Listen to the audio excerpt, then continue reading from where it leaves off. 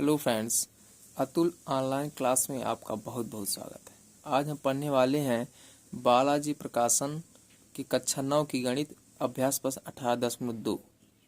इसमें पहला सवाल देखेंगे। कह रहा है एक घन का आयतन ज्ञात कीजिए जिसका पृष्ठीय क्षेत्रफल 96 सेंटीमीटर स्क्वायर है। तो आइए हम इस सवाल को देखते हैं। ये कह रहा है कि घन का पृष्ठीय क्षेत्रफल 96 सेंटीमीटर स्क्वायर है। तो वही लिखेंगे घन का पृष्ठीय क्षेत्रफल बराबर दिया है 96 सेंटीमीटर स्क्वायर और पृष्ठीय क्षेत्रफल बराबर होता है 6a स्क्वायर बराबर हमको मान दिया है 96 सेंटीमीटर। तो a स्क्वायर बराबर हो जाएगा 96/6। तो इसको हम काटेंगे तो आ जाएगा हमारा 16, यानी कि a स्क्वायर बराबर आ गया हमारा 16। अब देखिए स्क्वायर है, इसको इधर करेंगे तो अंडर रूट में आ जाएगा। तो a बराबर हो जाएगा √16 और √16 का मान होता है 4, यानी कि हमारा a बराबर आ गया 4। अब कह रहा है घन का आयतन ज्ञात कीजिए। तो घन का आयतन बराबर होता है a का घन। तो a का मान हमारा आया 4, इसलिए हो जाएगा 4 का क्यूब। तो ये हमारा आंसर आ जाएगा 64 सेंटीमीटर स्क्वायर। यही हमारा आंसर हो जाएगा। उसके बाद दूसरा नंबर प्रश्न देखेंगे। कह रहा है एक कमरे के फर्श का क्षेत्रफल 15 मीटर स्क्वायर है। यदि ऊंचाई 4 मीटर है तब कमरे में जा सकने वाली हवा का आयतन ज्ञात कीजिए। तो आइए इस सवाल को हम देखते हैं। तो इस सवाल में हमको एक कमरे के फर्श का क्षेत्रफल दिया है, यानी कि क्षेत्रफल बराबर होता है हमारा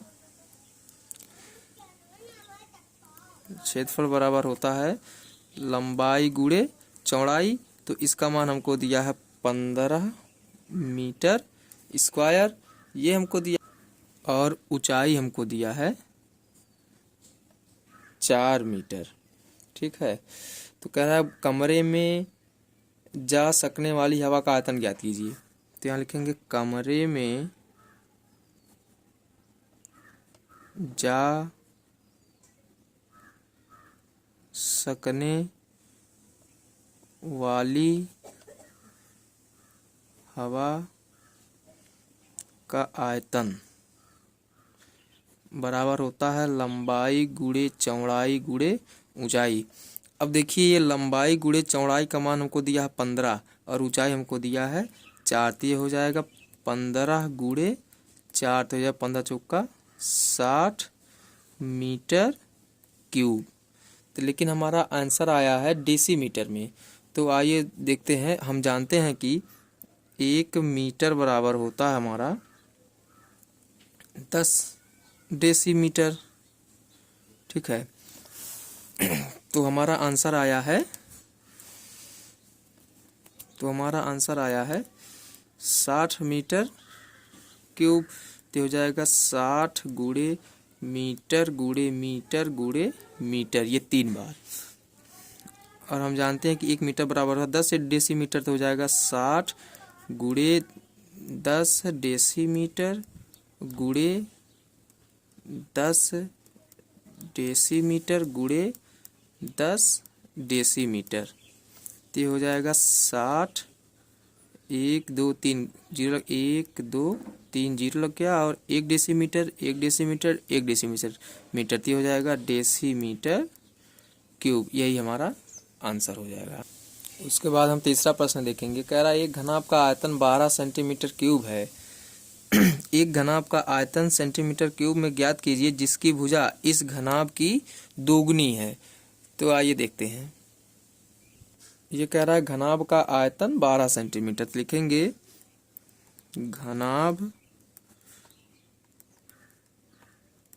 का आयतन बराबर 12 सेंटीमीटर क्यूब है, यानी कि V1 बराबर हमारा क्या है 12 सेंटीमीटर क्यूब।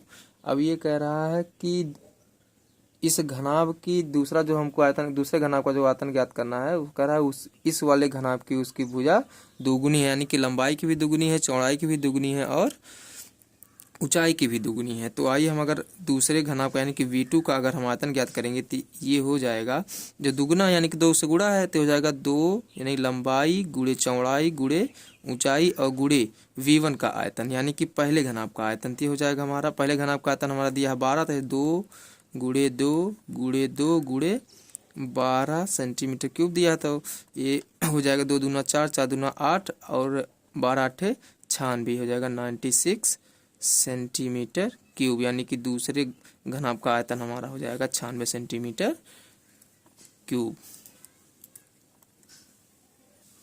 चौथा प्रश्न देखिए क्या कह रहा है यदि दो घनों के आयतन 8:1 के अनुपात में है तब इसके कोरों का अनुपात ज्ञात कीजिए। तो आइए इसको देख। तो 4 नंबर प्रश्न में हम देखेंगे, यहाँ लिखेंगे माना पहले घन का आयतन बराबर a क्यूब तथा दूसरे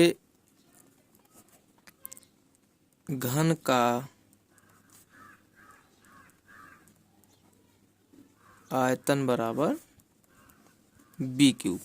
देखिए जब भी हम अनुपात लिखते हैं तो बटे में लिखते हैं, तो लिखेंगे हम पहले घन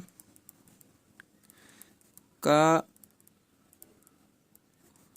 आयतन बटे दूसरे घन का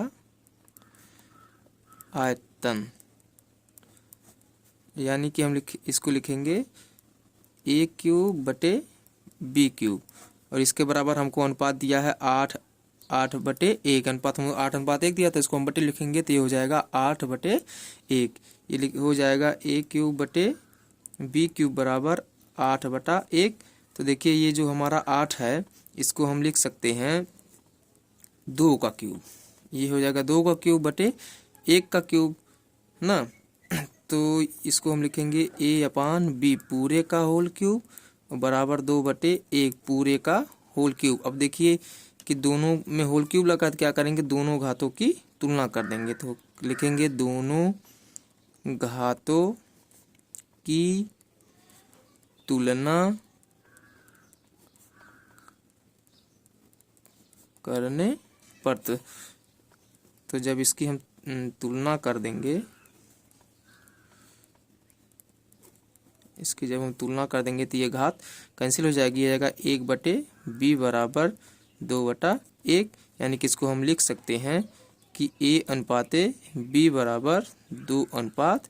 यही हमारा आंसर हो जाएगा।